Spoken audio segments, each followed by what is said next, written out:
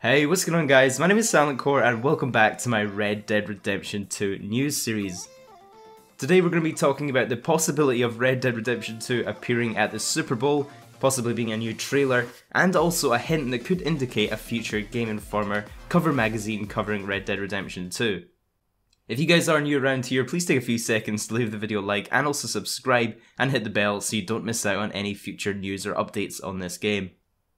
Now first up, let's talk about this Super Bowl. I've seen quite a few articles, especially in the UK, which is kind of weird talking about this. This one actually came from the Daily Star, which probably isn't the most reputable source for gaming news. It's basically a newspaper here in the UK.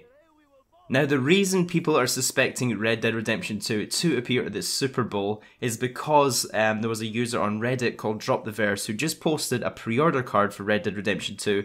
Now judging from the image, he didn't actually say in his post what store he worked for, but judging from that sticker on the image, it looks like this came from Target, so this guy probably works at a Target in America somewhere.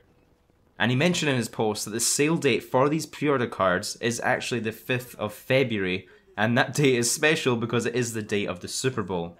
Now it's probably worth explaining if any of you guys watching this aren't actually American. You might not know what the Super Bowl is or might never have watched it. I've actually never watched it personally, but I have heard a lot about it. It's basically a yearly sporting event. It's a really huge event in America. Pretty much everybody in America watches this. And this American football event is so big that companies will actually make custom adverts or advertisements, commercials, whatever you want to call them, to be played during the Super Bowl during the ad breaks.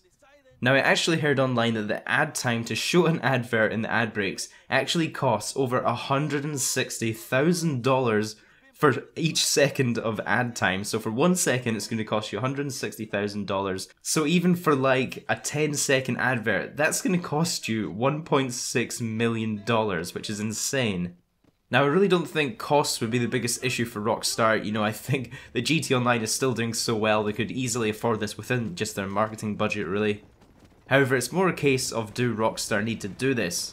From what we've seen recently, Rockstar tend to like to do a lot of the announcements themselves. They like to announce it on the newswire for everybody and on their own social media platforms. You know, their announcement trailer and screenshots did it really well on social media for being shared and liked and the social reach of that stuff. So they probably don't need to spend that much money for that airtime. They can quite easily make these announcements very big on their own pages. So personally, I do think this is more of a coincidence with the date matching up. I don't really think that Rockstar will be showing anything at the Super Bowl in my opinion. I also just found these pre-order cards kind of weird because online retailers and even GameStop, I believe, actually went live with their pre-orders as soon as the announcement went live. So I feel this is just more of a specific store thing, saving these for that date and not for any specific reason or purpose. So next up, let's talk about GameInformer, which is apparently the world's biggest video game magazine. Now I mentioned this in my last video, but GameInformer actually did an exclusive piece for Grand Theft Auto 5 6 months before launch. They did their biggest ever cover story to date on GTA 5. They did an 18-page exclusive story on it, so we got a load of new information. You know, they gave so many exclusive details to GameInformer to share. Now given that Rockstar actually did this with their last game, which was Grand Theft Auto 5, there's probably a pretty good chance that they could actually do this again for Red Dead Redemption 2.